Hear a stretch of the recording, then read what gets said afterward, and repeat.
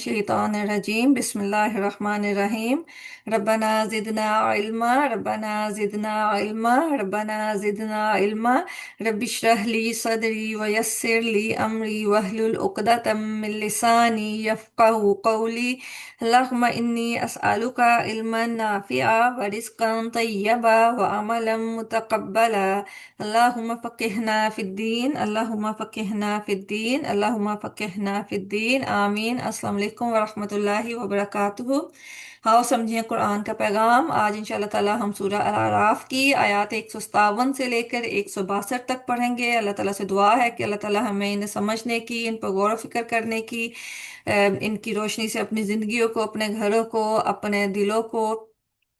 रोशन करने की तौफीक अता फरमाए और अल्लाह ताला हमें बाअमल मुसलमान बनने की तौफीक अता फरमाए। इस दुआ के साथ आज के सबक का आगाज़ करते हैं इंशाअल्लाह ताला आयत नंबर 157 से। पिछली जो आयत हैं, पिछले कुछ लेसन जो हैं उनमें हज़रत मूसा अलैहिस्सलाम का बनी इसराइल का किस्सा ही चल रहा है। तो उसी को हमने पीछे भी पढ़ा है कि कैसे उन्होंने जब मूसा अलैहिस्सलाम किताब लेने के लिए गए तो रात लेने के लिए अल्लाह ताला ने उनको बुलाया था कोहे तूर पर। तो जब आप गए हैं तो पीछे आपकी कौम ने बछड़े को एक बछड़ा बना लिया था और उसकी प्रस्तिश करना शुरू कर दी थी। तो जब मूसा अलैहिस्सलाम को अल्लाह ताला ने कोहे तूर पर उसकी खबर दी है तो आप बड़े गुस्से में और मायूसी में, ज़ाहिर है गुस्सा सरकश लोगों पे आता है। तो जिनकी सरकशी की वजह से जिन्होंने ये नाफरमानी की है उन पर गुस्सा था, और जो बेवकूफ़ लोग थे उन पर अफसोस हो रहा था, क्योंकि जाहिर है जो सरकश लोग होते हैं उनकी सरकशी उसी वक्त, उनकी जो चालें जो होती हैं, साजिशें होती हैं, वो उसी वक्त कामयाब होती हैं जब लोग जो हैं वो सोचे समझे बगैर उनके पीछे लग जाते हैं। अगर लोग सोचना अपना दिमाग, क्योंकि कुरान इसीलिए बार बार इस बात पे जोर देता है कि अल्लाह ताला की जो निशानियां हैं, जो आयात हैं, इन पे तदब्बुर करो, इन पे गौर व फिक्र करो। ये ना करो कि बस जो किसी ने कह दिया तो उसको अंधी तकलीद करना शुरू कर दो। खुद अल्लाह ताला ने हर इंसान को एक दिमाग दिया है, और वो इसीलिए दिया है कि वो उसको इस्तेमाल करे और अपना रास्ता जो है अच्छा और बुरा अपना खुद सोच समझ के उसको डिसाइड करे, फैसला करे। तो ऐसे लोग जो अपने दिमाग का इस्तेमाल नहीं करते हैं, खुद कोशिश नहीं करते हैं, खुद सही इल्म हासिल करने की कोशिश नहीं करते हैं और दूसरों की अंधी तकलीद करते हैं, तो वो अक्सर फिर गुमराही में ही पड़ते हैं। वही हाल उन लोगों का था जिन पे मूसा अलैहिस्सलाम को अफसोस हो रहा था कि वो बेवकूफ़ लोग थे कि उन्होंने बस जो उनको नज़र आया, कोई जैसे शोशा नज़र आई, कोई चमक दमक नज़र आई, तो उसके पीछे चल पड़े। उन्होंने ये नहीं सोचा कि ये दुरुस्त रास्ता भी है या बस ऐसी वक्ती चकाचौंध है। तो उन पर फिर मूसा अलैहिस्सलाम को अफसोस भी हुआ है, फिर उन्हें ज़ाहिर अल्लाह ताला ने सज़ा भी दी है। तो उसके बाद जो है आगे जो है आयत, इसमें नबी सल्लल्लाहु अलैहि वसल्लम के बारे में ये आयत आई है कि इसको हम पढ़ते हैं कि अल्लाह ताला क्या उनको हुक्म दे रहे हैं कि उनको, मूसा अलैहिस्सलाम ने भी मतलब उनको बताया था ना, सारे नबी सल्लल्लाहु अलैहि वसल्लम की बेसत का सारे अंबिया जो हैं उन्होंने खुशखबरी दी थी अपनी कौम को अपने ज़माने में, और उनकी किताबों में नबी सल्लल्लाहु अलैहि वसल्लम के बारे में अल्लाह ताला ने मतलब उन्होंने अपनी कौमों को बताया था और उनको पता था कि एक नबी आना है। और यही वजह थी कि मदीना में जो हम पढ़ चुके हैं ना सूरह अल बकरा में भी, मदीना में जो यहूदिया बात थे वो भी इस नबी का ही इंतज़ार कर रहे थे। लेकिन जब वो नबी आ गए हैं तो फिर उन्होंने उसको मानने से इनकार कर दिया है। तो उसी बारे में अब ये जो हमारी अगली आयत है तो हम पढ़ते हैं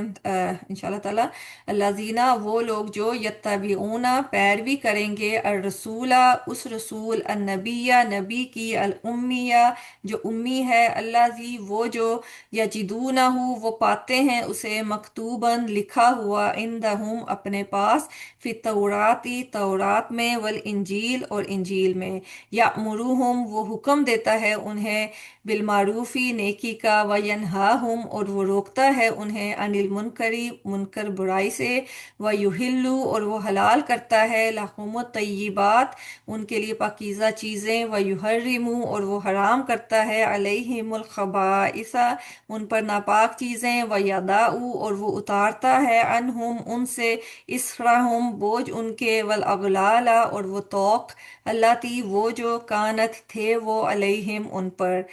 تو نبی صلی اللہ علیہ وسلم کے بارے میں ہی جو تورات اور انجیل میں اللہ تعالیٰ نے معلومات دی ہوئی ہے، اس کا ہی ذکر آ رہا ہے کہ ان میں سے ہی، جو بنی اسرائیل میں سے ہی جو لوگ پیروی کریں گے نبی صلی اللہ علیہ وسلم کے لیے یہاں پہ رسول کا نام لفظ بھی استعمال ہوا ہے، نبی کا بھی اور امی کا بھی، کہ یہ تینوں الفاظ جو ہیں نبی صلی اللہ علیہ وسلم کی تعریف میں اللہ تعالیٰ نے ان کے تعارف کے طور پر ان کی کتابوں میں یہ تینوں حرف آئے ہیں، کہ مطلب ان کی کتابوں میں بہت زیادہ نشانیاں نبی صلی اللہ علیہ وسلم کی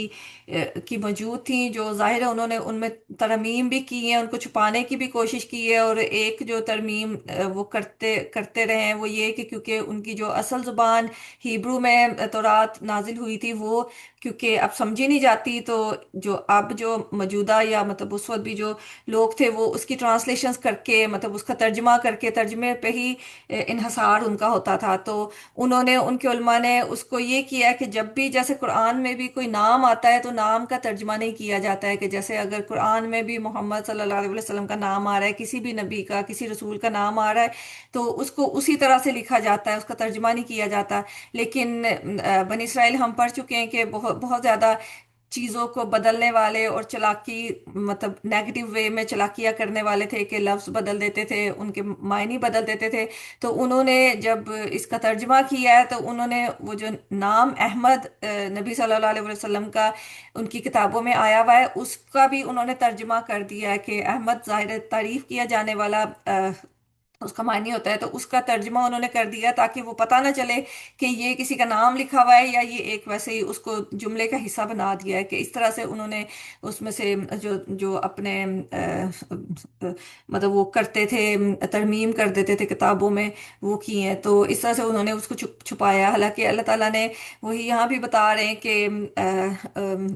ان لوگوں کو کہا جا رہا ہے کہ جو اس رسول کی پیروی کریں گے جو کہ نبی بھی ہے اور امی بھی ہے، کیونکہ رسول اور نبی جو ہوتا ہے وہ مختلف ہوتا ہے۔ رسول جو ہوتا ہے وہ ایک شریعت لے کے آتا ہے، مطلب پورا ایک نیا نظام زندگی وہ لوگوں کو دیتا ہے، اور رسول جو ہوتا ہے وہ ایک طرح سے کامل حجت اور کامل عدالت کی حیثیت سے وہ اللہ کا قانون نافذ کرنے کے لیے آتا ہے، تو وہ جو ہے وہ پورا اللہ کا قانون نافذ کر دیتا ہے، اور جب وہ قانون نافذ کرنے کے لیے آتا ہے تو رسول جو اس کے اور اس کے ساتھی جو ہیں ان کو اللہ تعالیٰ غلبہ بھی عطا کرتے ہیں، کیونکہ ظاہر ہے ان کا مقصد ہوتا ہے، جب تک ان کا مقصد نہیں پورا ہوگا وہ اس قانون کو رائج نہیں کریں گے، اس وقت تک ان کو ان کی زندگی انہوں نے وہاں پہ وقت گزارنا ہے۔ تو جب وہ قوم اس پر ایمان نہیں لاتی تو پھر یہ لازمی اس کا حصہ ہوتا ہے کہ وہ قوم تباہ کر دی جاتی ہے۔ جو پیچھے ہم نے مختلف قوموں کے واقعات پڑھے ہیں ان میں بھی رسول آئے تھے، وہ اللہ کا پیغام ایک پورا مطلب ایک کامل شریعت لے کے آئے، کامل مطلب طریقہ کار، کامل اللہ تعالیٰ کی ایک حجت تمام کرنے کے لیے آئے، تو جب ان کے لوگوں نے ان کو نہیں مانا ہے، تو جنہوں نے نہیں مانا تھا ان کو اسی لیے تباہ کر دیا گیا ہے، کیونکہ جب بھی رسول کی مخالفت ہوتی ہے تو اس کا نتیجہ ایسا ہی نکلتا ہے۔ اور جبکہ نبی جو ہوتا ہے، نبی اپنی کوئی علیحدہ سے شریعت نہیں لے کے آتا، اپنا کوئی علیحدہ سے طریقہ نہیں لے کے آتا، وہ اسی کی یاد دہانی کے لیے، اسی کا جیسے دوبارہ سے جو باتیں بھولی بھی ہوتی ہیں تجدید کے لیے آتا ہے، کہ جو آلریڈی ان کے اندر کتاب موجود ہے، جو آلریڈی شریعت موجود ہے اس کی تجدید کے لیے آتا ہے۔ تو نبی صلی اللہ علیہ وسلم نے سارے کام کیے تھے کہ جو ابراہیمی مذہب، دین ابراہیمی پہ ساری دنیا، ظاہر ہے ابراہیم علیہ السلام کا دین ہی ہے جس کو سارے مانتے ہیں، تو اس کی تجدید بھی کی تھی نبی صلی اللہ علیہ وسلم نے، اور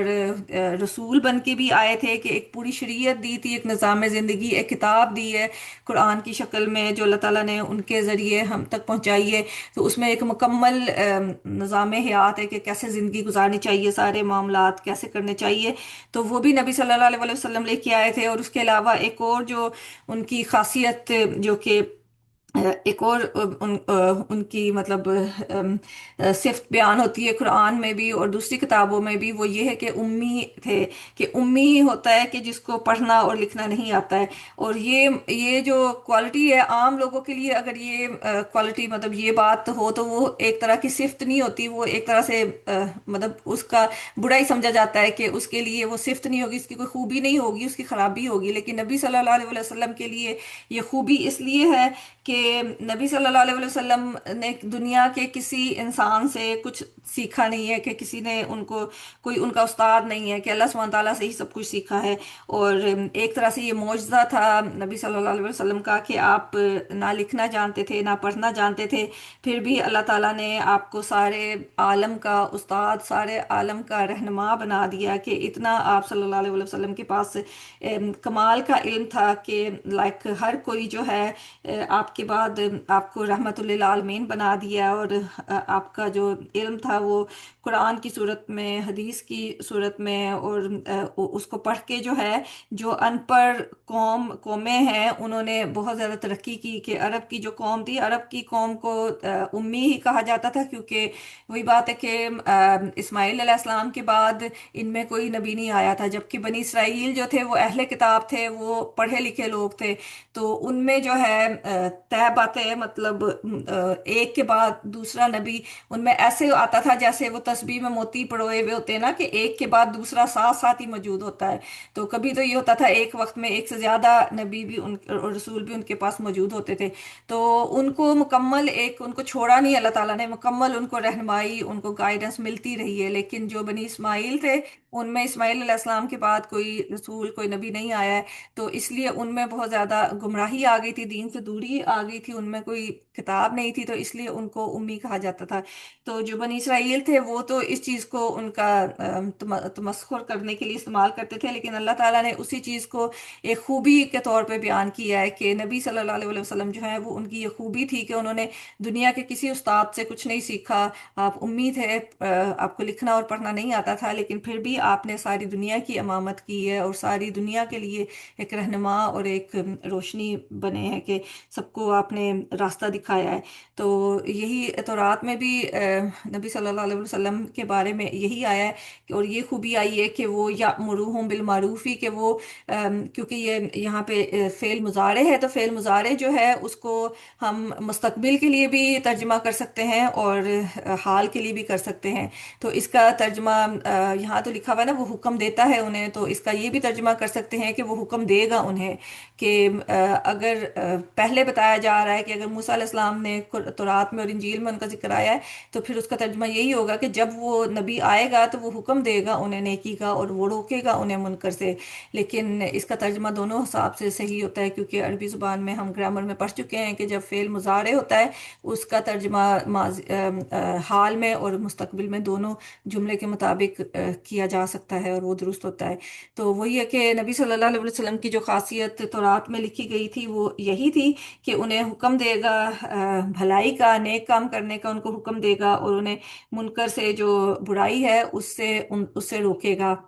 اور اس کے علاوہ اور خاصیت نبی صلی اللہ علیہ وسلم کی یہ تھی کہ وَيُحِلُّ لَهُمُ الطَّيِّبَاتِ، وہ حلال کرتا ہے ان کے لیے پاکیزہ چیزیں، وَيُحَرِّمُ عَلَيْهِمُ الْخَبَائِثَ، اور وہ حرام کرتا ہے ان پر ناپاک چیزیں۔ اوکے، مطلب حلال اور حرام کو کلیئر کر کے بتائے گا کہ کیا چیزیں حلال ہیں کیا حرام ہے۔ تو نبی صلی اللہ علیہ وسلم نے وہی جو شریعت دی ہے ہمیں، اس میں ہر چیز واضح کر کے بتا دی گئی ہے کہ کون سی حلال چیزیں ہیں اور کون سی حرام چیزیں ہیں، کہ طیب ہوتی ہے کہ وہی چیزیں جو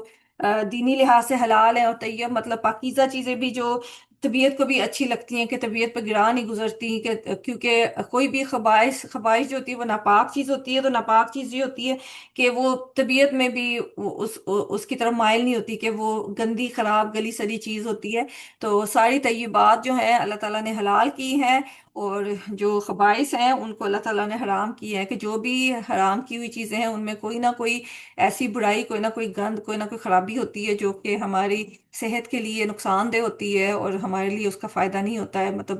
نقصان زیادہ ہوتا ہے۔ تو نبی صلی اللہ علیہ وسلم کی یہی تعریف لکھی ہوئی ہے کہ وہ یہ سارے کام کریں گے۔ وَيَضَعُ عَنْهُمْ إِصْرَهُمْ، اور وہ اتارتا ہے ان سے إِصْرَهُمْ، بوجھ ان کے، إِصْرَهُمْ ان کے جو اسرا جو ہے وہ بوجھ کے لیے ہے، کہ جیسے ان کی شریعت، ان کے جو بنی اسرائیل ہیں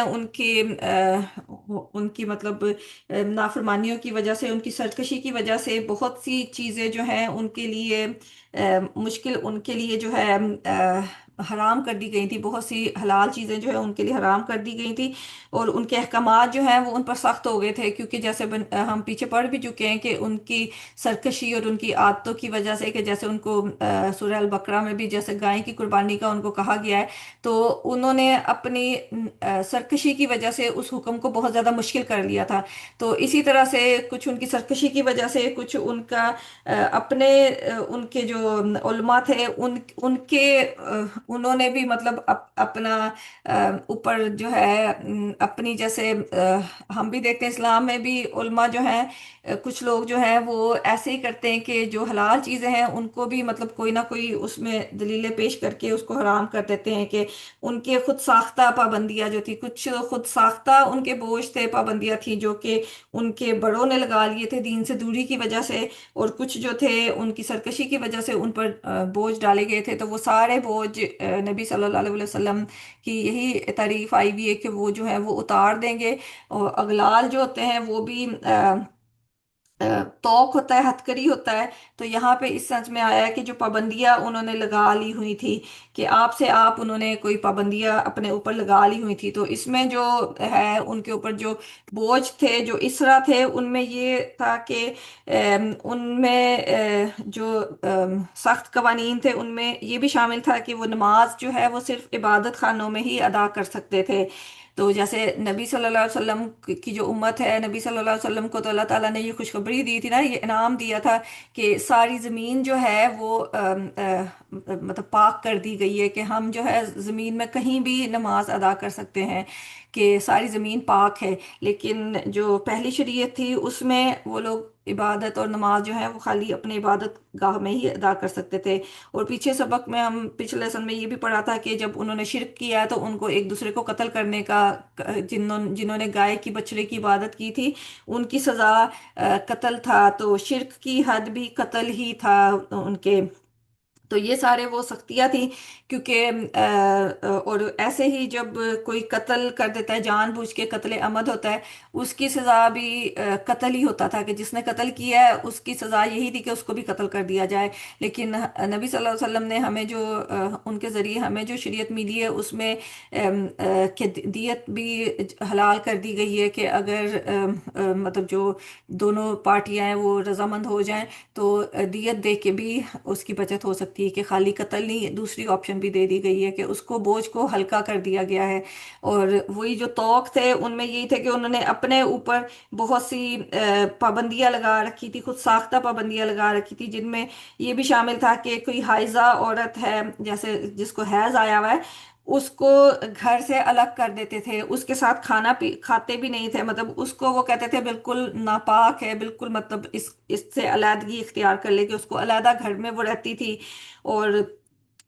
یہ ساری جو رسومات ہیں، جیسے ہمارے اندر بھی بہت سی بے تکی لائک وہموں کے اوپر جو بیسڈ رسومات ہیں وہ ساری شامل ہے، اور ان میں یہ بھی تھا کہ اگر کوئی کپڑا گندا ہو جاتا ہے، ناپاکی اس پہ لگ جاتی ہے، جیسے ہمارے دین میں تو ہے کہ اس چیز کو دھو لو، اتنے حصے کو دھو لو تو وہ کپڑا صاف ہو جاتا ہے، تو ان کی شریعت میں یہ سہولت بھی نہیں تھی، ان کو تھا کہ اگر کسی کپڑے پہ ناپاکی لگ گئی ہے تو اس کو کاٹنا پڑتا تھا، کہ اس حصے کو کاٹو گے تو پھر ہی وہ صاف ہوگا، کہ مطلب یہ ساری جو ہیں ان کے اوپر۔ اور ان میں جیسے مال غنیمت ہمارے اوپر حلال کر دیا گیا ہے مسلم امت پہ، تو ان میں یہ تھا کہ مال غنیمت بھی حلال نہیں تھا، تو اس مال غنیمت کو جلا دیا جاتا تھا، اس کو استعمال نہیں کر سکتے تھے۔ تو نبی صلی اللہ علیہ وسلم جو ہیں انہوں نے آ کے یہ سارے بوجھ اور یہ جو سارے اغلال، جو پابندیاں ہیں جو کہ لگی ہوئی تھیں، تو وہ ساری انہوں نے ہلکی کی ہیں۔ تو یہی ان کی تعریف اس میں بھی آئی ہیں۔ اور اس کے علاوہ جو نبی صلی اللہ علیہ وسلم کی جو خوبیاں تورات میں آئی ہیں،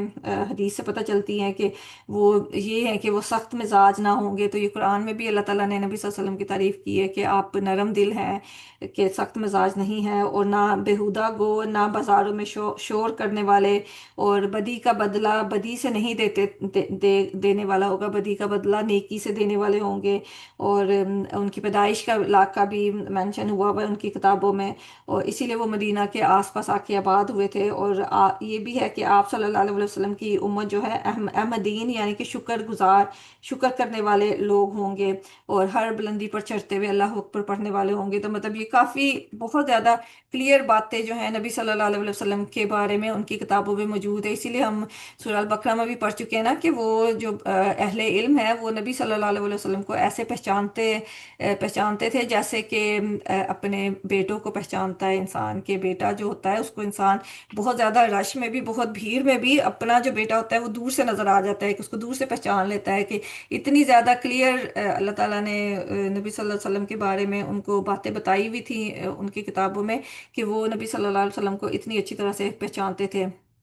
तो वही यहाँ पे भी उसी बारे में आ रहा है, फल्लाजीना पस वो जो आमनु ईमान लाए भी उस पर, व अज़्ज़रूहु और उन्होंने कुव्वत दी उसे, व नसरूहु और उन्होंने मदद की उसकी, व तबाउ और उन्होंने पैरवी की, अनूरा उस नूर की, अल्लाजी वो जो उनजिला माहू नाजिल किया गया साथ उसके, उलाइका हुमुल मुफलिहून यही लोग हैं वो जो फलाह पाने वाले हैं। तो वही उनको बताया जा रहा है बनी इसराइल को भी कि जो जो आप सल्लल्लाहु अलैहि वसल्लम पर ईमान ले आएगा, और खाली ईमान नहीं नहीं लाना है, ईमान लाके आपको कुव्वत देनी है और उनकी मदद करनी है। कि अज़्ज़ारू जो है उसमें इज्जत देना, कुव्वत देना, ताजीम करना। ठीक है कि नबी सल्लल्लाहु अलैहि वसल्लम पर खाली ईमान ईमान तो जाहिर है सबसे पहली चीज़ तो ईमान लाना ही है, लेकिन ईमान के साथ साथ ये भी लाजिम है कि आप सल्लल्लाहु अलैहि वसल्लम की पैरवी की जाए, कि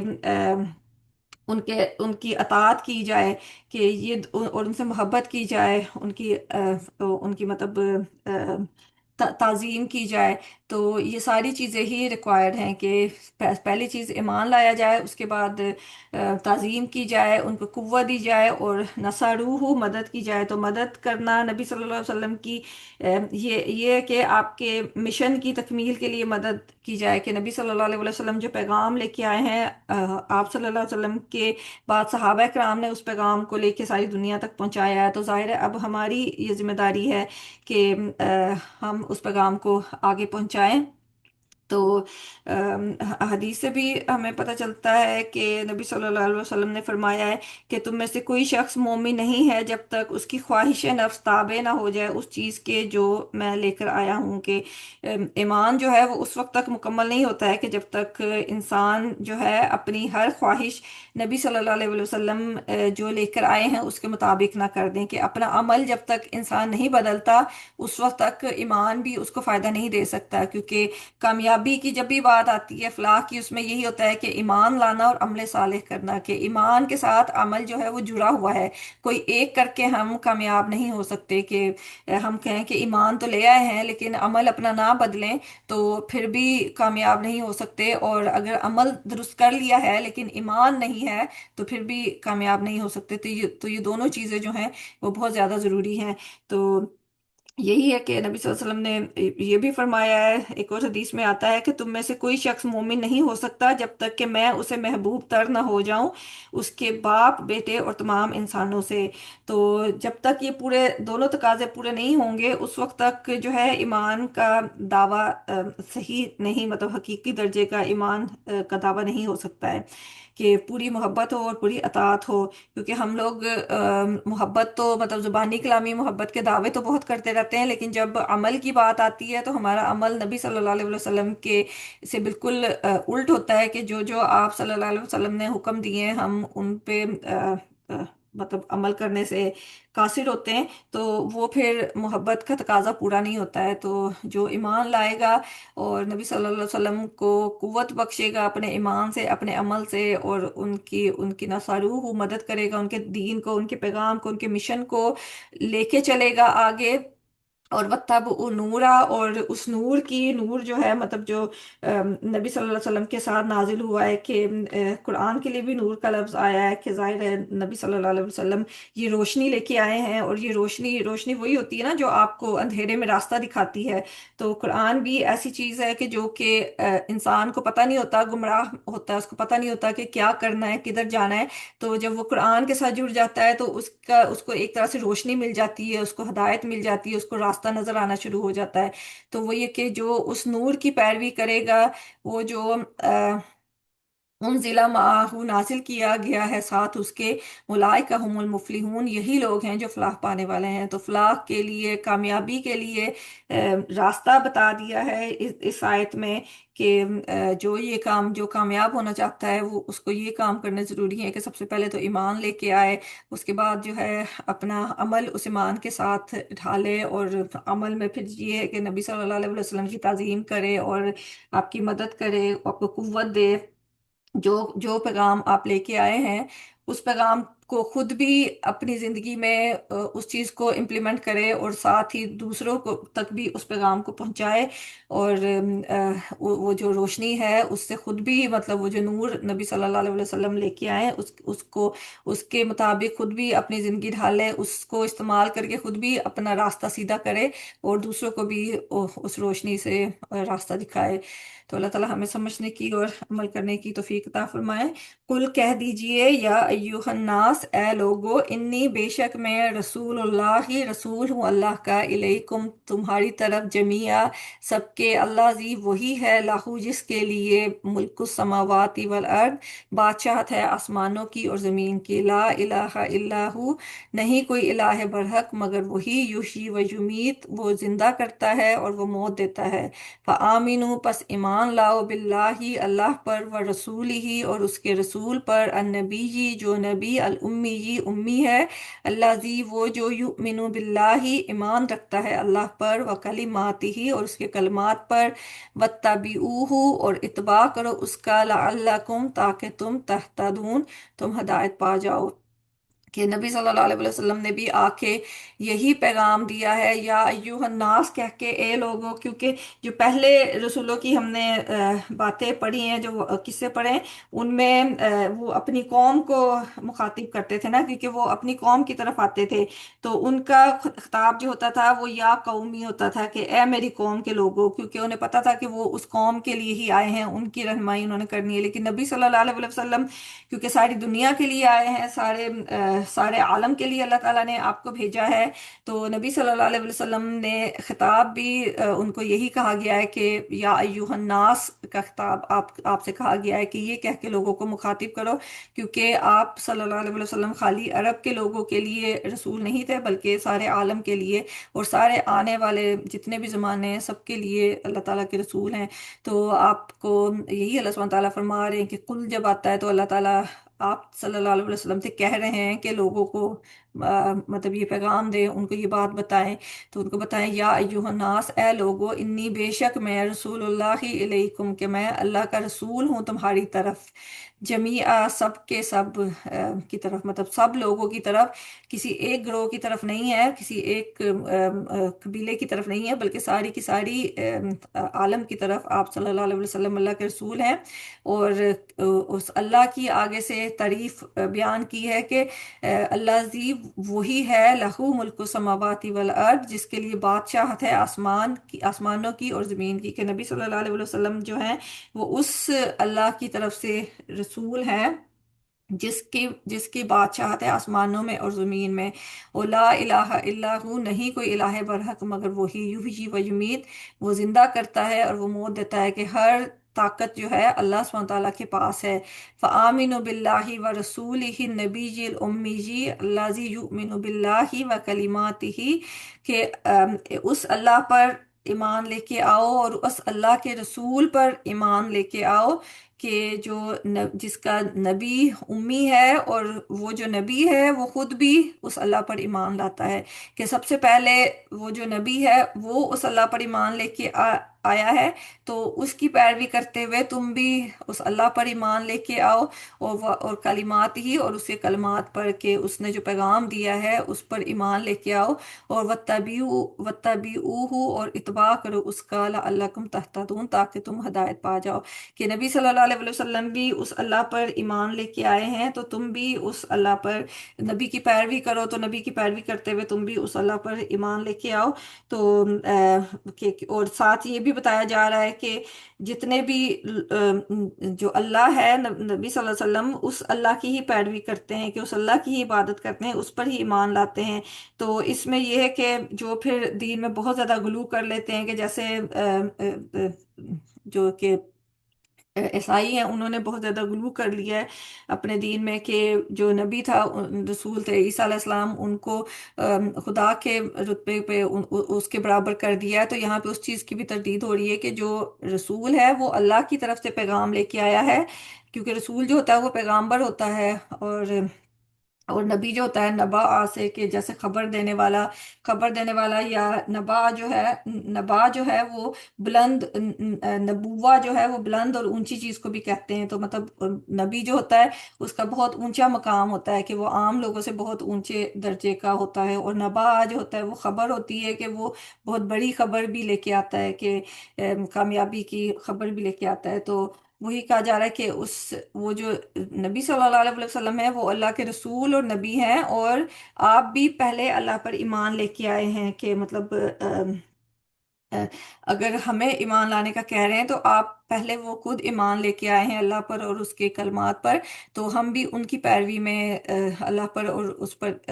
اللہ پر اور اللہ کے کلمات پر ایمان لے کے آئیں، تاکہ ہم کامیاب ہو سکیں اور ہدایت پا سکیں۔ اور یہ کہ ہر چیز کا مالک اللہ تعالیٰ ہی ہے، کہ ساری بادشاہت، سارا اختیار اللہ تعالیٰ کے پاس ہی ہے، زندگی دینا، موت دینا، ہر چیز اللہ سبحانہ تعالیٰ کے اختیار میں ہے، اور اور کسی کو اللہ تعالیٰ نے اس اختیار میں شامل نہیں کیا ہوا ہے، کہ جب انسان کسی بھی ہستی کے بارے میں غلو کرنے لگ جاتا ہے تو اس کے ساتھ ایسی ایسی چیزیں وابستہ کر دیتا ہے جو کہ ان کے اندر نہیں ہوتی ہے۔ تو اصل عدل کا تقاضا یہی ہوتا ہے کہ جس کا جو مقام ہے اس کو وہیں پہ رکھا جائے، کہ نبی صلی اللہ علیہ وسلم کا بھی جو مقام ہے ہمیں ان کو وہیں پہ رکھ کے ان کی اطاعت اور ان کی عزت، ان کی ازا روح اور نصا روح کرنی ہے، ان کو اس مقام سے اوپر نہیں اٹھانا ہے، کہ جو اللہ کا مقام ہے اس کے برابر ان کو نہیں لے کے جانا ہے، کیونکہ آپ صلی اللہ علیہ وسلم نے بھی ہر موقع پہ یہی کہا ہے کہ میں تو اللہ کا رسول ہوں، اور نبی صلی اللہ علیہ وسلم کے پاس بھی وہی علم تھا جو اللہ سبحانہ تعالیٰ نے انہیں دیا ہے، کہ ان کے پاس بھی اتنی ہی صلاحیت تھی جتنی اللہ سبحانہ تعالیٰ نے انہیں دی ہے۔ تو کیونکہ ساری کی سارا اختیار، ساری کی ساری صلاحیت، ساری کی سارے علم اللہ سبحانہ تعالیٰ کے پاس ہی ہے، تو کسی بھی انسان کے پاس اس لیول کا علم نہیں ہو سکتا۔ تو اس لیے ہمیں بھی اپنی دعاؤں کا بھی جائزہ لینا چاہیے، کہ کیونکہ اکثر ہمارے جو دین سے دوری کی وجہ سے ہم ایسی باتیں، ایسے کلمات منہ سے ادا کرنے لگ جاتے ہیں کہ جیسے نبی صلی اللہ علیہ وسلم سے دعائیں مانگنا شروع کر دیتے ہیں،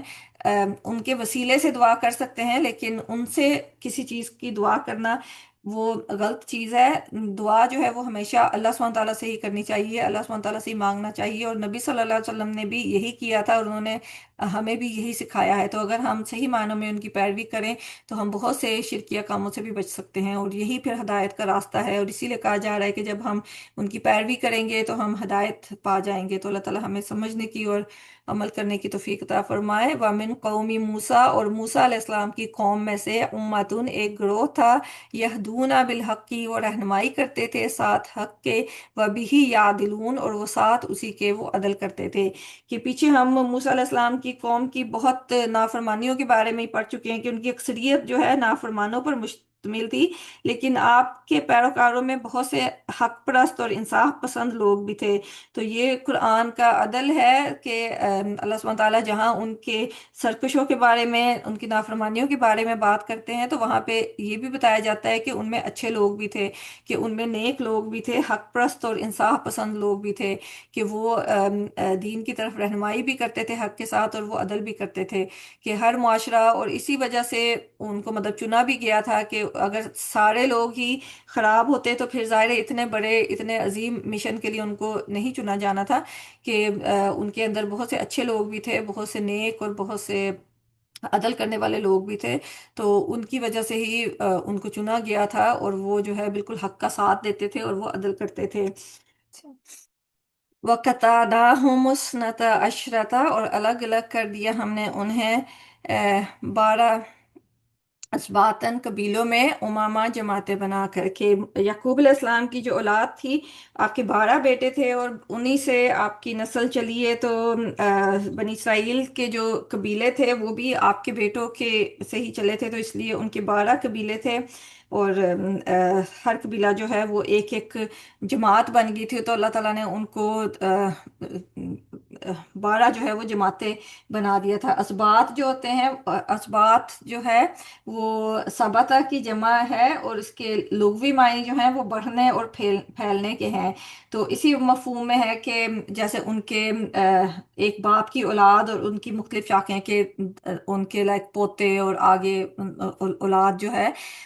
اس سے مراد ہے اسباط ہے، کیونکہ جہاں بھی یعقوب علیہ السلام کا ذکر آتا ہے تو اس کے ساتھ اسباط یعقوب کا ذکر آتا ہے، تو وہ ان کی جو اولادوں کی اولاد ہے، جو کہ پورے پورے قبیلے بن گئے تھے، کہ مطلب ان میں اللہ تعالیٰ نے اتنی برکت ڈالی تھی، اتنا ان کو بڑھایا تھا کہ وہ بہت زیادہ بڑے پھولے تھے اور بڑے قبیلے بن گئے تھے۔ تو یہاں پہ اسی لیے 12 اسباطہ کا ذکر آ رہا ہے، کہ ان کو اللہ تعالیٰ نے 12 قبیلوں میں تقسیم کر دیا تھا، ان کی 12 جماعتیں بن گئی تھیں۔ وَأَوْحَيْنَا، اور وحی کی ہم نے، اِلَى موسیٰ، طرف موسیٰ علیہ السلام کے، اِذِ اسْتَسْقَاهُ، جب پانی مانگا اس سے، قومہ، اس کی قوم نے، أَنِ اضْرِب بِعَصَاكَ الْحَجَرَ، کہ مار عصا اپنا پتھر پر، فانبجست، پس پھوٹ نکلے، منہ اس سے، اثنتا عشرۃ عینا، اس میں سے 12 چشمے، قد تحقیق، عالمہ کل اناس مشربہم، تحقیق جان لیا ہر گروہ نے گھاٹ اپنا، کہ جب وہ ہجرت کر کے گئے ہیں تو ظاہر ہے ان کو ایک صحرا میں گئے تھے، جو تی کا علاقہ تھا، وہاں پہ گئے، تو وہاں پہ ان کو پانی کی بھی تنگی تھی، اور مطلب کھانے پینے کا بھی تنگی تھی، تو اللہ تعالیٰ نے ان کو ان کی ان کے مطلب جب موسیٰ علیہ السلام سے انہوں نے پانی مانگا ہے، تو ان کو موسیٰ علیہ السلام کو اللہ تعالیٰ نے وحی کی ہے کہ اپنا جو عصا ہے اس کو ایک پتھر پر مارو، تو جب آپ نے پتھر پہ مارا ہے تو فم بجسد، پس پھوٹ نکلے اس سے 12 چشمے، کہ سورہ بقرہ میں بھی ہم یہ سارا تذکرہ پڑھ چکے ہیں، کہ کیسے ہجرت کر کے جب گئے تھے تو انہوں نے پانی مانگا ہے، تو اللہ تعالیٰ نے ایسے ان کا پانی کا انتظام کیا ہے کہ کوئی ایک چشمہ نہیں، کیونکہ وہ 12 قبیلے تھے اور بہت زیادہ مطلب لوگ تھے اور بڑے قبیلے تھے، تو اگر ایک چشمہ ہوتا تو وہاں پہ پانی کی لڑائی پڑی رہنی تھی، اور کیونکہ ان کو بہت بڑے مشن کے لیے اللہ تعالیٰ نے چنا تھا، تو ان کو ان ساری فکروں سے اللہ تعالیٰ نے آزاد کیا تھا، کہ ان کو نہ تو خوراک کی کوئی فکر ان پہ ڈالی، کہ ان کو کھانا بھی فراہم کیا ہے، اور ان کو پانی بھی مطلب 12 چشمے ان کے لیے پھوٹ پڑے ہیں پتھر سے، تاکہ ہر قبیلہ جو ہے، کہ کیونکہ وہ 12 قبیلے تھے تو انہیں پتہ چل گیا ہر قبیلے نے اپنا اپنا ایک مقرر کر لیا ہے، اور تاکہ ان میں لڑائیاں جو ہیں وہ نہ ہوں، اور ان کا دھیان جو ہے مطلب وہ فوکسڈ ہو، کیونکہ جب انسان کا دھیان ایسے بنیادی جو ضرورت کی چیزیں ان میں پڑا رہے تو وہ کوئی بڑے مقصد کے لیے وہ کام نہیں کر سکتا، تو اللہ تعالیٰ نے اس لیے سارے ان کی جو بنیادی ضرورت کی چیزیں تھیں وہ انہیں فراہم کی ہیں، تاکہ ان کو جو بڑا مقصد اللہ تعالیٰ دینے والے تھے، کہ جس کے لیے ان کو چنا تھا، اس پہ وہ اچھے طریقے سے فوکس کر سکیں اور کام کر سکیں۔ وزللنا اور سایہ کیا ہم نے علیہم الغمامہ ان پر بادلوں کا، وانزلنا اور نازل کیا ہم نے علیہم المنّ والسلویٰ ان پر من اور سلوہ۔ کلو من طیباتی کھاؤ پاکیزہ چیزوں میں سے، ما رزقناکم جو عطا کی ہم نے تمہیں، وما اور نہیں ظلمونا انہوں نے ظلم کیا ہم پر، ولیکن اور لیکن کانو تھے وہ، انفسہم اپنی ہی جانوں پر، یظلمون وہ ظلم کرتے۔ تو اللہ تعالیٰ نے وہی ہے کہ ان کو ہر جو ضرورت کی چیز تھی وہ فراہم کی ہے، کہ وہاں پہ کھانے پینے کا، کیونکہ صحرا تھا تو وہاں پہ کھانے پینے کا مسئلہ تھا، تو اللہ تعالیٰ نے ان کو خوراک بھی اوپر سے آسمان سے بھیجی ہے، کہ من اور سلوہ۔ من جو ہے وہ اصل اصل معنی من جو ہے وہ فضل اور احسان کے ہیں، کہ لفظی معنی جو ہے من کا وہ فضل اور احسان ہے، کیونکہ یہ جو اس سے وہ خاص غذا مراد ہے نا، جو بنی اسرائیل کو صحرا سینا میں خاص اپنے فضل سے اللہ تعالیٰ نے دی تھی، کہ نہ تو ان کو کوئی ہل چلانا پڑا تھا، نہ ان کو کوئی مطلب بیج بونا پڑا تھا، نہ کوئی پانی دینے کی، ظاہر ہے جیسے اناج اگایا جاتا ہے اس کی بہت سی مشقتیں ہوتی ہیں، کہ بہت آپ کو ٹائم بھی دینا پڑتا ہے، بہت محنت بھی کرنی پڑتی ہے، پھر جا کے آپ کو وہ خوراک ملتی ہے۔ تو ان کو اس سارے مشکل سے، مشقت سے اللہ تعالیٰ نے بچا کے ایک طرح سے ان کے اوپر احسان کیا تھا، تو اس لیے اس کو جو گندم کی قسم کا ان کو ایک چیز ملتی تھی، دانے ملتے تھے، تو اس کو من اسی لیے کہا جاتا ہے کہ وہ ایک طرح سے اللہ تعالیٰ کا فضل اور احسان تھا ان کے اوپر۔ تو یہ جو تھا یہ صبح کے وقت جو ہے سورج نکلنے سے پہلے شبنم کی طرح کی ایک چیز زمین پر ٹپکتی تھی، اور وہ جو ہے دانوں کی طرح جم جاتی تھی، تو وہ اس کو اکٹھا کر لیتے تھے، مطلب سورج نکلنے کے بعد وہ پگھلنا شروع ہو جاتے تھے دانے، تو اس سے پہلے جو ہے وہ اس کو اکٹھا کر لیتے تھے، پھر اس کو جو ہے وہ گندم کی جگہ پہ اس کو کھاتے تھے۔ اور سلوا جو ہے وہ پرندے تھے جو کہ بٹیروں سے ملتے جلتے پرندے تھے، اور یہ پرندے شام کے وقت اتنی تعداد میں اترتے تھے کہ ان کی جو خیمہ گاہیں ہوتی تھی ان کو بالکل ڈھانک لیتے تھے، کہ مطلب وہ آسانی سے ان کے ہاتھ میں آ جاتے تھے، آسانی سے ان کو پکڑ لیتے تھے اور ان کو کھاتے تھے۔ اور ظاہر ہے پرندوں کا جو گوشت ہوتا ہے وہ تو بہترین گوشت تصور ہوتا ہے، اسی لیے جنت کے جو انعام ہے ان میں بھی اللہ تعالیٰ وہی کرتے ہیں نا، کہ پرندوں کا گوشت پیش کیا جائے گا مہمانداری کے لیے جو جنت میں جائیں گے۔ تو اللہ تعالیٰ نے ان کو بہترین جو غذا دی ہے، کہ بہترین ان کو خوراک دی ہے۔ پھر یہ کہ ان کے اوپر صحرا تھا، وہاں پہ مطلب سورج تیز ہوتا ہے صحرا میں، ظاہر ہے گرم ہوتی ہے، تو وہاں پہ اللہ تعالیٰ نے ان کے لیے سائے کا بھی انتظام کیا ہے، کہ وَظَلَّلْنَا عَلَيْهِمُ الْغَمَامَ، کہ جو بادل غمام جو ہوتے ہیں وہ بارش والے کالے بادل نہیں ہوتے، مطلب نیلے بادل ہی ہوتے ہیں، جو کہ روشنی بھی دیتے ہیں، کہ ان میں سے روشنی بھی نہیں رکتی، اندھیرا بھی نہیں چھاتا، کیونکہ جب بارش والے جو کالے بادل ہوتے ہیں وہ تو روشنی بھی روک دیتے ہیں نا، تو ان کو اللہ تعالیٰ نے وہ ایسے سکون والا، کہ روشنی بھی تھی اور بادل بھی تھے، سایہ بھی تھا، وہ ان کے لیے انتظام کیا ہے، کہ تاکہ وہ آرام سے مطلب وہاں پہ زندگی گزار سکیں، اور ان کو کوئی کھانے پینے کی بھی ٹینشن نہیں ہے، کہ ان کو کھانا بھی صبح کو جو ہے سورج نکلنے سے پہلے من جو ہے وہ ان کے اوپر اترتا تھا، اور شام کو جو ہے وہ سلوا جو پرندے ہیں وہ آتے تھے، تو وہ مطلب آرام سے پھر ان کو یہی کہا جا رہا ہے نا، کہ کلو کہ تم کھاؤ من طیباتی جو پاکیزہ چیزوں میں سے، ما رزقناکم جو عطا کی ہیں ہم نے تمہیں۔ تو اللہ تعالیٰ نے تو ان کے اوپر اتنا انعام کیا تھا کہ وہ مطلب اللہ تعالیٰ کے شکر گزار ہوں، کیونکہ جب اتنی نعمتیں ملیں تو یہی ایکسپیکٹیشن ہوتی ہے نا، کہ انسان شکر کرے گا، اور جو کام انہیں کہا ہے وہ شکر گزاری سے کرے گا، لیکن اس کے بجائے انہوں نے ناشکری ہی کی ہے، تو اسی لیے اللہ تعالیٰ کہہ رہے ہیں کہ ان کی جو ناشکری کی ہے اس سے انہوں نے اللہ تعالیٰ کا تو کچھ نہیں بگاڑا ہے، وما ظلمونا اور نہیں انہوں نے ظلم کیا ہم پر، ولیکن اور لیکن کانو تھے وہ انفسہم یظلمون، کہ وہ اپنی ہی جانوں پر ظلم کرتے تھے، کہ ان کی ناشکری جو تھی اس سے اللہ تعالیٰ کا تو وہ کچھ نہیں بگاڑ سکتے تھے، لیکن انہوں نے اپنا نقصان کیا ہے، کیونکہ اللہ تعالیٰ کے احسان نہ مان کے انسان جو ہے اللہ تعالیٰ کی رحمت سے دور ہو جاتا ہے، اور اس کا اپنا ہی نقصان ہوتا ہے، کہ کیونکہ ایک حدیث قدسی کا بھی مفہوم ہے کہ اے میرے بندو، اگر تمہارے اولین بھی اور آخرین بھی، انسان بھی اور جن بھی، سب کے سب اتنے متقی ہو جائیں جتنا کہ تم میں کوئی بڑے سے بڑا متقی ہو سکتا ہے، تب بھی میری سلطنت اور میرے کارخانہ قدرت میں کوئی اضافہ نہیں ہوگا، اور اگر تمہارے اولین اور آخرین اور انس و جن سب کے سب ایسے ہو جائیں جیسے کہ تم میں کوئی زیادہ سے زیادہ سرکش و نافرمان ہو سکتا ہے، تب بھی میری سلطنت میں کوئی کمی نہیں آئے گی۔ کہ اللہ تعالیٰ کو تو ہماری عبادت کی، ہماری شکر گزاری کی کسی چیز کی ضرورت نہیں ہے۔ اللہ تعالیٰ اگر ہم یہ کرتے ہیں تو ہم اپنے لیے ہی کرتے ہیں، ہمیں اس چیز کی ضرورت ہے کہ ہم اللہ تعالیٰ کے شکر گزار ہوں، فرما بردار ہوں، تاکہ اللہ تعالیٰ کی رحمت کے مستحق ہو سکیں۔ باقی اللہ تعالیٰ کا کاروبار، اللہ تعالیٰ کی سلطنت تو ہمارے بغیر بھی اسی طرح سے چلتی رہے گی۔ اللہ تعالیٰ کی تو قدرت، کارخانے قدرت میں کوئی کمی یا اضافہ نہیں ہوگا ہماری کسی بھی کام سے، ہماری کسی بھی نیکی سے یا برائی سے۔ تو جو بھی ہمارا عمل ہوتا ہے اس کا فائدہ اور نقصان ہمیں ہی ہوتا ہے۔ تو یہی انہیں بھی کہا جا رہا ہے کہ انہوں نے ناشکری کر کے، کہ اتنی بڑی بڑی نعمتیں اللہ تعالیٰ نے ان کو دی ہیں، کہ پہلے ان کو فرعون سے چھڑوایا، اس کا بھی کافی جگہ ذکر آیا ہے کہ وہ اتنے ظلم ان پہ کرتا تھا، ان کے بیٹوں کو مار دیتا تھا، ان کی عورتوں کو غلام بناتا تھا۔ پھر یہ کہ ان کے نظروں کے سامنے موسیٰ علیہ السلام نے دریا کو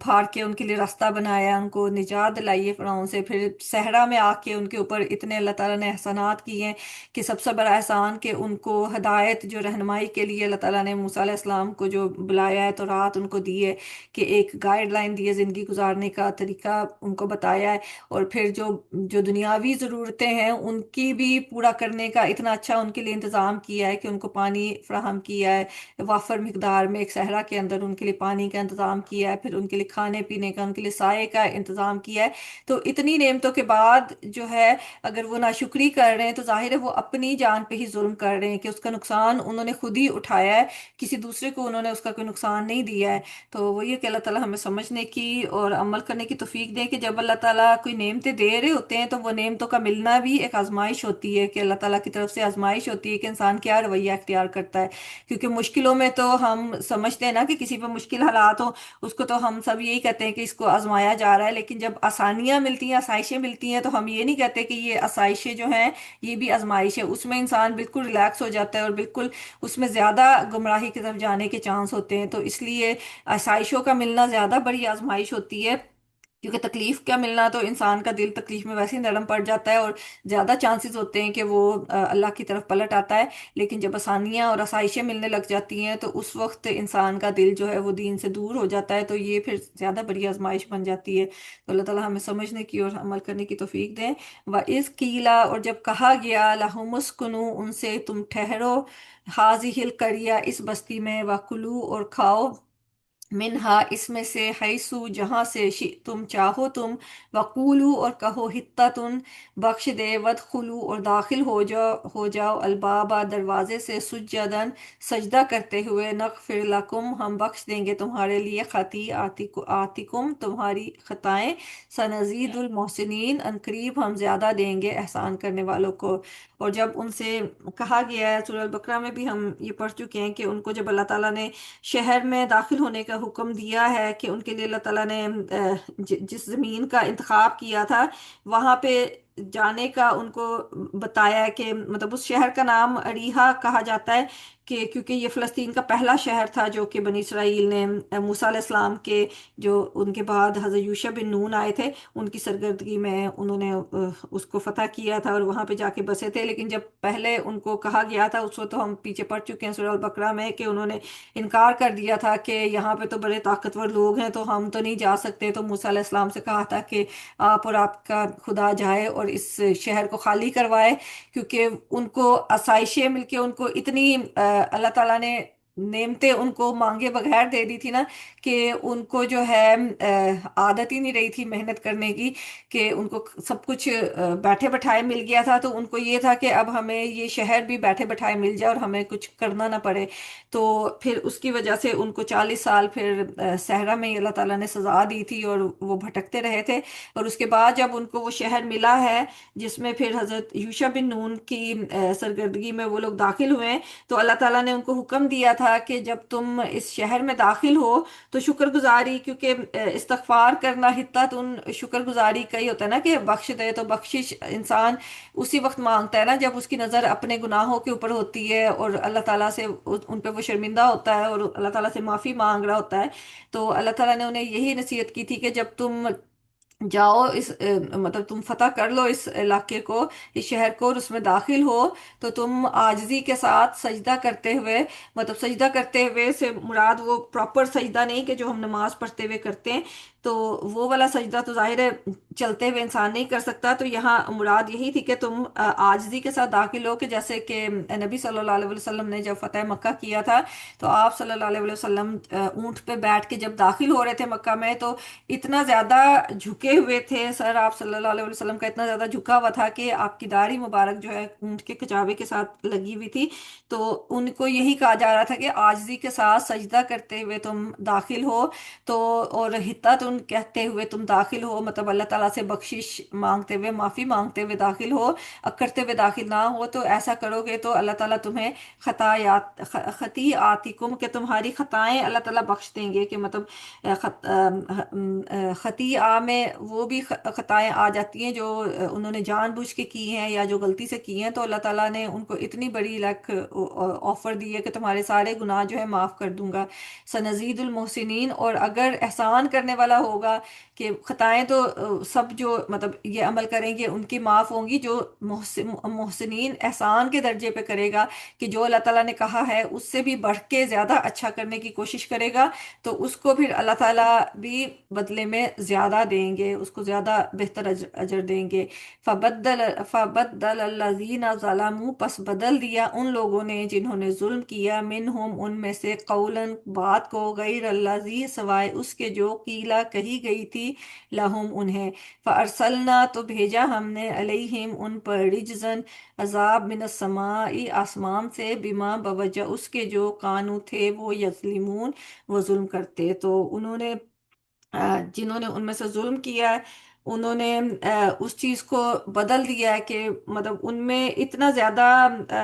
ان میں سرکشی تھی کہ ان کو اس چیز کا کوئی خیال ہی نہیں تھا، کہ مطلب جب انسان میں سرکشی بہت زیادہ بڑھ جاتی ہے تو اس کی نظر میں نہ تو دین کی کوئی اہمیت ہوتی ہے اور نہ ہی اللہ کے حکم کی کوئی اہمیت ہوتی ہے، وہ ہر چیز کو کھیل تماشا اور مذاق میں اڑا دیتا ہے، تو ان کو بھی جب کہا گیا ہے تو یہ ان کا مطلب غیر سنجیدہ رویہ تھا نا بہت زیادہ، کہ انہوں نے اس چیز کو سنجیدہ نہیں لیا ہے اور اس چیز کا مذاق اڑایا ہے، اس چیز کو، اس کو جو کلمہ انہیں کہا گیا تھا کہنے کو، اس کو بدل دیا ہے، اور اس کو بدل کے جو ہے دوسرا کلمہ کہنا شروع کر دیا ہے، تو اتنی زیادہ جب سرکشی ہوئی ہے تو اس کی وجہ سے پھر اللہ تعالیٰ نے ان کے اوپر عذاب نازل کیا ہے آسمان سے۔ رجز ہوتا ہے کہ کوئی بھی اضطراب اور ارتعاش، گندگی، نجاست کے لیے بھی استعمال ہوتا ہے، اور اس میں کوئی مطلب عذاب کے لیے بھی استعمال ہوتا ہے، کیونکہ عذاب کے نتیجے میں بھی دل میں اضطراب اور کپ کپی پیدا ہو جاتی ہے، ایسی کنڈیشن پیدا ہو جاتی ہے کہ انسان بے اس کا آرام ختم ہو جاتا ہے، تو ان کی اسی سرکشی کی وجہ سے ان پر پھر اللہ تعالیٰ نے مختلف عذاب بھی ان کے تعاون، یہی کہا جاتا ہے کہ ان کے لفظ بدلنے کی وجہ سے ان پر طاعون کی بیماری پھوٹ پڑی ہے، جس کی وجہ سے وہ سب کے سب ہلاک ہو گئے تھے، تو جو لفظ انہوں نے بدلے تھے وہ انہوں نے حتاتن کی بجائے، حتاتن کا تو مطلب تھا کہ معاف کر دے ہمیں، مغفرت، جیسے استغفار ہوتی ہے وہ تھا، لیکن انہوں نے اس کی بجائے ہنتاتن کے، اس میں نون کا اضافہ کر دیا، ہنتاتن کہنا شروع کر دیا، جس کا مطلب یہ تھا کہ ہمیں گیہوں چاہیے، اور انہیں حکم دیا گیا تھا کہ تم عاجزی سے داخل ہونا، کہ سر جھکاتے ہوئے داخل ہونا، تو وہ جو ہے وہ اکڑ کر اس میں داخل ہوئے ہیں، کہ مطلب مذاق کرتے ہوئے اور تکبر کرتے ہوئے اور اس چیز کا مذاق اڑاتے ہوئے، کہ انہوں نے بات بھی بدل دی ہے، اسی سے انسان کا غیر سنجیدہ رویہ ظاہر ہوتا ہے نا، کہ اس چیز کو ہی بدل دیا ہے، کہ ان کو ایک بہت سیریس بات کہی گئی ہے اور وہ اس کو فن، ہنسی کھیل مذاق میں، کہ ہمیں گیہوں چاہیے، ہمیں گیہوں چاہیے، ہنتا تن، ہنتا تن کہتے ہوئے داخل ہوئے، تو اس کی وجہ سے پھر جب انسان اتنا زیادہ دین سے، اس کا دل مطلب بالکل ہی مردہ ہوا ہے، کہ اس کو پتہ ہی نہیں کہ وہ کس کے ساتھ مذاق کر رہا ہے، کس چیز کا مذاق کر رہا ہے، تو پھر وہ عذاب کو بھی اپنے اوپر ایک طرح سے لازم کر لیتا ہے، کہ پھر یہی ہوتا ہے کہ وہ جیسے اس پہ واجب ہو جاتا ہے کہ اب اس کو ملنا ہی چاہیے، کہ اب اس کو سزا ملنی چاہیے، کہ اس کی سرکشی، ہٹ درمی اتنی اتنی بڑھ گئی ہے کہ اس کو جب تک पड़ेगा नहीं, कोई डंडा नहीं पड़ेगा, सजा नहीं मिलेगी, उस वक्त तक इसको होश नहीं आएगी कि इतना ज्यादा वो अपने गफलत में डूबा हुआ है। तो उनके साथ भी फिर यही अल्लाह सुब्हानहू तआला ने किया है कि उनके ऊपर आसमान से अजाब नाजिल किया है। और जाहिर है उसका सबब उनका अपना जुल्म ही था कि उनकी अपनी हरकतें ही थी जिसकी वजह से उनको उनके ऊपर वो अजाब नाजिल हुआ है। तो इंसान का जो भी अमल होता है वही उसके नतीजे का भी बायस बनता है, कि अगर उसके साथ कुछ बुरा होता है तो उसका अपना अमल ही होता है जो उसको उस बुराई तक, उस बुरे अंजाम तक लेके जाता है। तो अल्लाह ताला से दुआ है कि अल्लाह ताला हमें समझने की और अमल करने की और अपने अपने मतलब अपने एक्शंस को दुरुस्त करने की तौफीक अता फरमाए। और हर तरह के जुल्म से, हर तरह के गलत काम से, गलत बातों से, गलत चीज़ों से अल्लाह ताला हमें बचने की तौफीक अता फरमाए और दीन की समझ बूझ अता फरमाए। तो आज का सबक हमारा यहाँ तक है। इस सबक में अल्लाह ताला से दुआ है कि अल्लाह ताला हमें जो चीज़ें समझ नहीं आई हैं वो हमारा दिमाग, हमारा दिल खोल दें, ताकि वो बातें हमें समझ आ सकें। और जो हमारे अमल में नहीं है अल्लाह ताला हमें तौफीक दें कि हम उन्हें अपने अमल में शामिल कर सकें। तो आज के सबक में अगर कोई गलत बात गलती से मुंह से निकली है तो वो मेरी तरफ से, अल्लाह ताला उसको माफ़ करें। और अगर कोई अच्छी बात हुई है तो वो अल्लाह ताला की तरफ से, अल्लाह ताला उसको कबूल करें। और अल्लाह ताला हमें बाअमल मुसलमान बनने की तौफीक अता फरमाए। सुबहानकल्लाहुम्मा सुबहानल्लाहि व बिहम्दिही, सुबहानकल्लाहुम्मा व बिहम्दिका, नशहदु अल्ला इलाहा इल्ला अंता, नस्तगफिरुका व नतूबु इलैक। अस्सलामु अलैकुम व रहमतुल्लाहि व बरकातुहू।